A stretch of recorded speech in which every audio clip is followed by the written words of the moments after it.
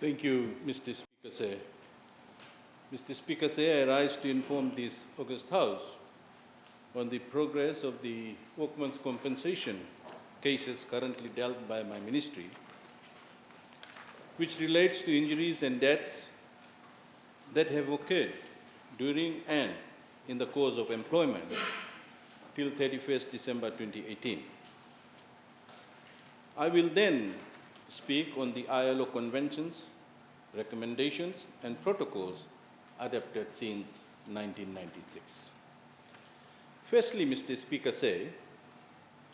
workers' compensation is an important element of the work of the ministry to ensure that the rights of workers and employees in such instance are looked after under the ambit of the relevant legislation.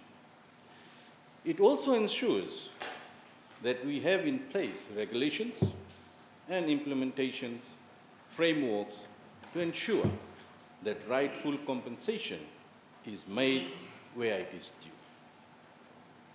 Mr. Speaker, through progressive labour reforms implemented by the Fijian government, the Workmen's Compensation Act Cap 94 was repealed and the Accident Compensation Act 2017 came into force on 1st January 2019.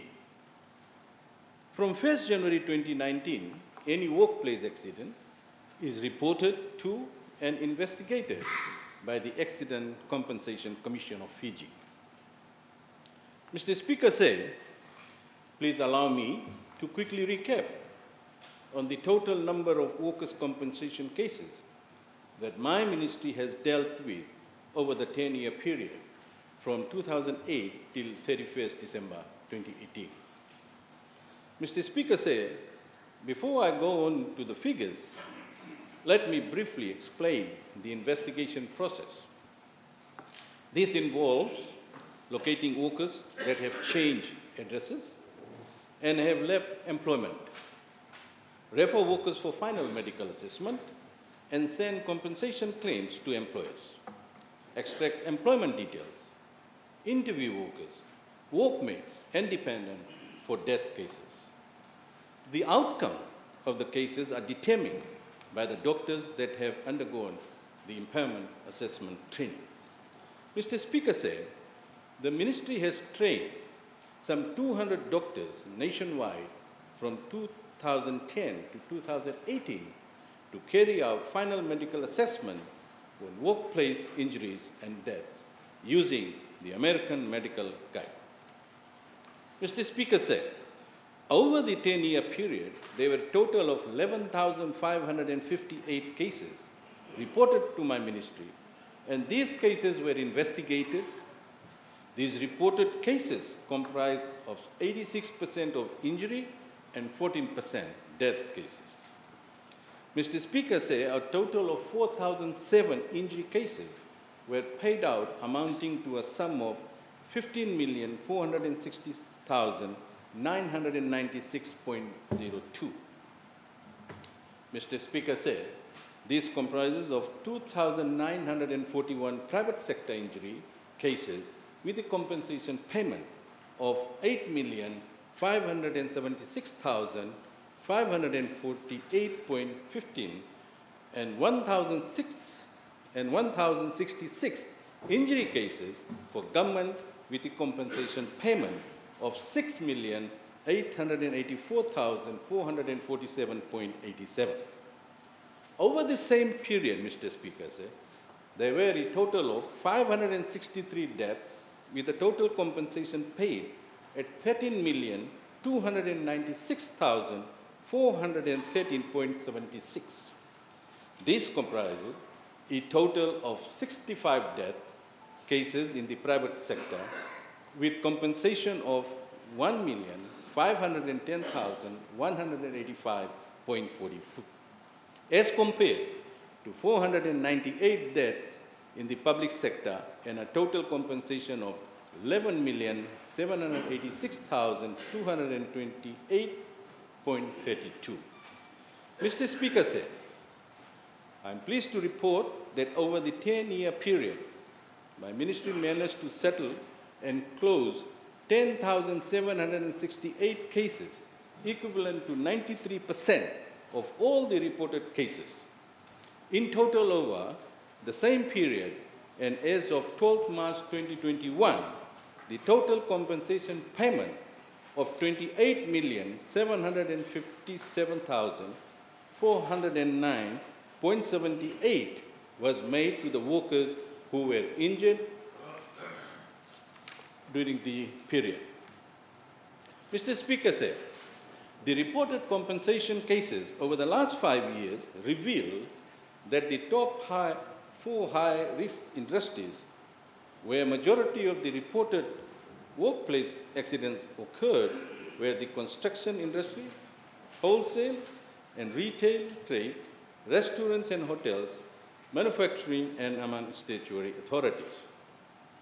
Mr. Speaker said, of the 790 pending, I wish to further clarify that my ministry has completed the process of 50% of the cases, and this comprises of 166 cases, that is 21%, for unallocated workers. 62 cases, 8%, awaiting medical reports from the Ministry of Health. 133 cases, which is 70%, are before the Employment Relation Tribunal for the determination, and 30 cases, Mr. Speaker said, which is equivalent to 4%, are still on recovery period before the final medical assessment is carried out. The remaining 50%, or 395 pending cases, are currently under investigation by my ministry, Mr. Speaker said, and to clear these pending 395 cases, my ministry has implemented the following measures. 1, establish task force teams in all divisions from 27th February 2019 till today. Close liaison with the consultant in conducting final medical assessment for injured workers to determine the percentage of permanent disability. 3, continue to publish names of unallocated workers in my ministry's Facebook page. The main challenge for my ministry, Mr. Speaker said, resolving these pending cases that have occurred till 31st December 2018 is that these pending cases were all subject to the mandated procedures under the Repeal Workers' Compensation Act, where the cases are disputed by the employers based on a fault-based system. Mr. Speaker said, this was also the main reason why the Fiji Affairs government has reformed the Workers' Compensation Scheme in 2019 to establish the Accident Compensation Commission of Fiji under no-fault-based system. Secondly, the high mobility of workers and former workers locally and overseas, which resulted in the ministry having great difficulties in locating these clients, despite the numerous media marketing approaches taken, Mr. Speaker said. The release of claims through delayed payments from the employers is another major challenge, Mr. Speaker said, as these are vital for the ministry to process and pay out to the workers and conclude the cases. Mr. Speaker said, I also wish to thank all our stakeholders and partners in working with my ministry during these years for investigation and resolution of the workmen's compensation cases.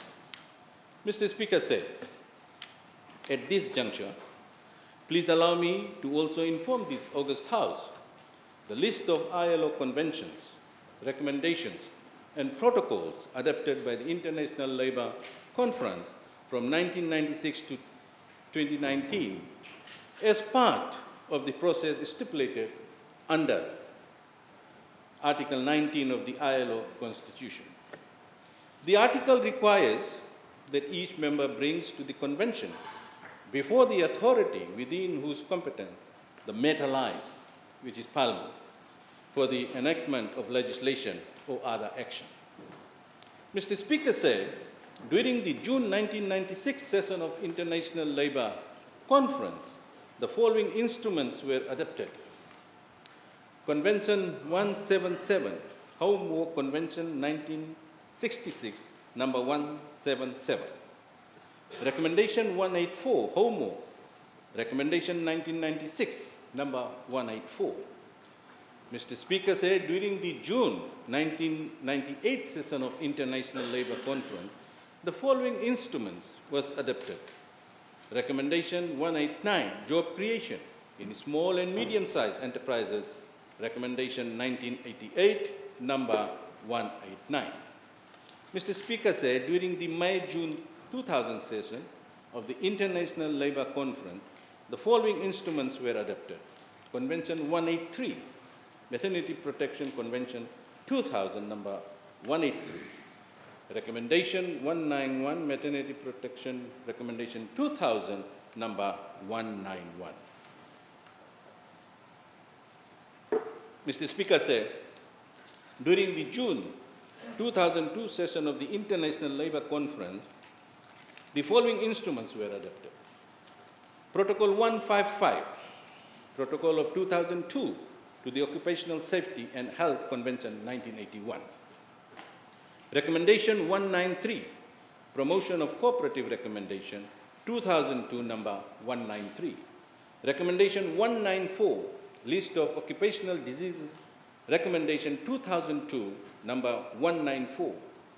Mr. Speaker said, during the June 2003 session of International Labour Conference, the following instruments have been adopted. Convention 185, Seafarers Identity Document Convention, revised 2003 as amended, number 185. Mr. Speaker said, during the May-June 2006 session of the International Labour Conference, the following instruments were adopted. Convention 187, Promotional Framework of Occupational Health and Safety Convention 2006, number 187. Recommendation 197, Promotional Framework for Occupational Health and Safety Recommendation 2006, number 197.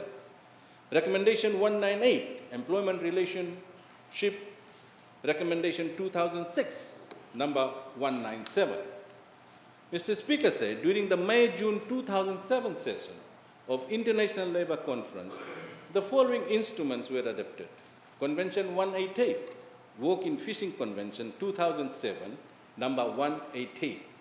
Recommendation 199, Work in Fishing Recommendation 2007, number 199. Mr. Speaker said, during the June 2010 session of the International Labour Conference, the following instruments was adopted. Recommendation 200, HIV and AIDS Recommendation 2010, number 200. Mr. Speaker said, during the June 2011 session of International Labour Conference, the following instruments were adopted. Convention 189, Domestic Workers Convention 2011, number 189. Recommendation 201, Domestic Workers Recommendation 2012, number 201. Mr. Speaker said, during the May-June 2012 session of International Labour Conference, the following instruments was adopted. Recommendation 202, Social Protection Floors Recommendation 2012, number 202. Mr. Speaker said, during the May-June 2014 session of the International Labour Conference, the following instruments were adopted. Protocol 029, Protocol of 2014 to the Forced Labour Convention 1930. Recommendation 203, Forced Labour Supplementary Measures Recommendation 2014, number 203. Mr. Speaker said, during the June 2015 session of the International Labour Conference, the following was adopted. Recommendation 204, Transition from Informal to the Formal Economy Recommendation 2015, number 204. Mr. Speaker said, during the June 2017 session of the International Labour Conference, the following was adopted. Recommendation 205, Employment and Decent Work for Peace and Resilience Recommendation 2017, number 205. Finally, Mr. Speaker said, during the June 2019 session of the International Labour Conference, the following instruments was adopted. Convention 190, Violence and Harassment Convention 2019, number 190. Recommendation 206, Violence and Harassment Recommendation 2019, number 206. Mr. Speaker said, the intent to bring this recommendation and convention to the attention of this House is to assure that Fiji remains compliant with these instruments or is in the process of gaining compliance. Compliance, Mr. Speaker said, is not an automatic process and in some instances requires a considerable planning and implementation phase before compliance is achieved. The important thing to note, Mr. Speaker said, from this listing of ILO instrument is that Fiji has been part of the conversation and global reforms under this world body to ensure that the rights of workers are respected and all aspects of it is enshrined in the respective legislation. Mr. Speaker said, moving forward, Fiji will continue to be part of this conversation and work closely with ILO and local stakeholders to ensure that we have a productive and protected workforce. I thank you, Mr. Speaker, sir.